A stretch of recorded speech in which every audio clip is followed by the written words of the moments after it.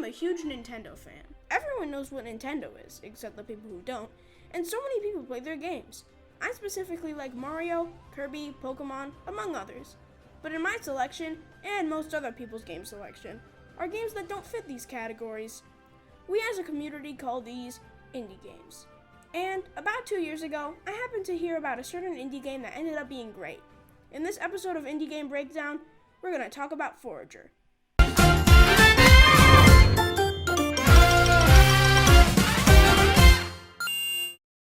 Now, there's definitely a really popular style of indie game, one that I would say is Minecraft-y.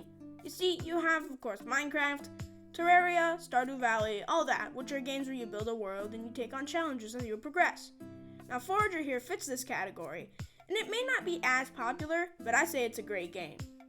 Forager is a game released on April 18th, 2019, and eventually made its way onto the Nintendo Switch, Xbox, PlayStation, Steam, and even mobile. I originally heard about this game from a friend, so I decided to try it out, and I obviously really liked it. Forager is an open-world survival and adventure game. You can start with one tiny island, a pickaxe, some trees, and some rocks. You can use these materials to your advantage, and craft new things to make more items, which includes gold that you can use to buy more islands, which have new materials and things to explore. A big part of this game is exploring the various short dungeons where you solve puzzles and beat a little boss at the end. These give you rewards, such as big treasure chests, which can give you new items that buff some things. For example, you could get a top hat, which makes coins worth 50% more, or nerdy glasses, which increases XP gained by 20%. There are so many things to collect in this game, and that's not even all the gear. This game also has other things that you can upgrade with the right materials as you progress. These are the pickaxe, sword, backpacks, gloves, boots, wallets, books, amulets, the elemental rods, bows, and shovels. The more you upgrade these, the more useful they are. For example, when you upgrade the backpack, you get more inventory slots.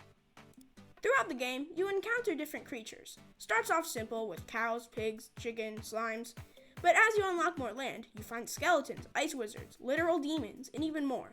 These all give you useful items that can help you upgrade your tools, and you can sell items for money. Yeah, money isn't only used for getting land. There are things called markets in this game that sell 6 things at a time. They restock items every 10 minutes. They are so helpful. So helpful, in fact, that this is how many I have in my main file. Yeah, like I said, helpful. The islands you buy have different biomes depending on where they're located. The ones in the middle are grassy plains, right is desert, left is graveyard, top is icy, and bottom is the underworld. Interesting, I know. But all these biomes have 2 exclusive rare items you can get from fishing or digging. To fish, you can use a fishing rod or fish traps that you set in the water. And to dig, you use your shovel at spots where there's a little mark on the ground. And if you take a look at the rare fishing desert item, you may be able to tell a resemblance to something from the BCU and SBY series. These rare items can be used to complete side tasks that people give you on some islands you unlock. One guy wants a dinosaur egg, and there's a fox that wants 500 piles of literal dude. Okay, trust me, this game is very innocent. What are you talking about? So anyway, one big side quest is to complete the museum, where you deposit certain items in certain amounts of items.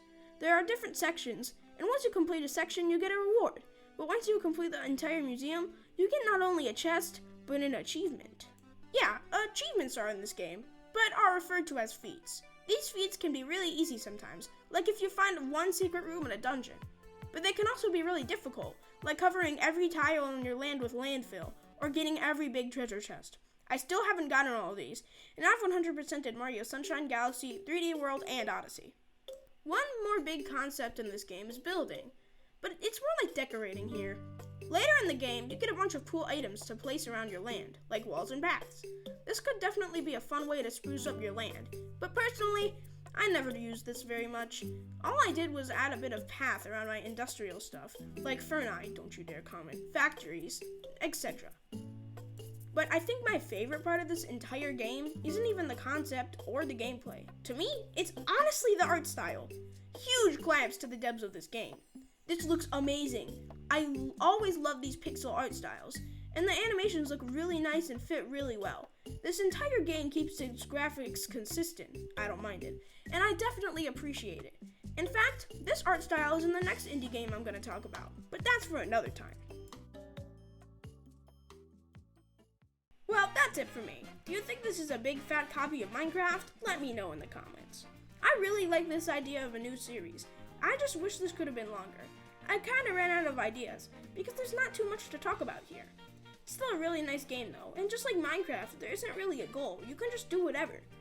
Well, I'm finally done reading this script. Kind of like how I don't read articles. See ya!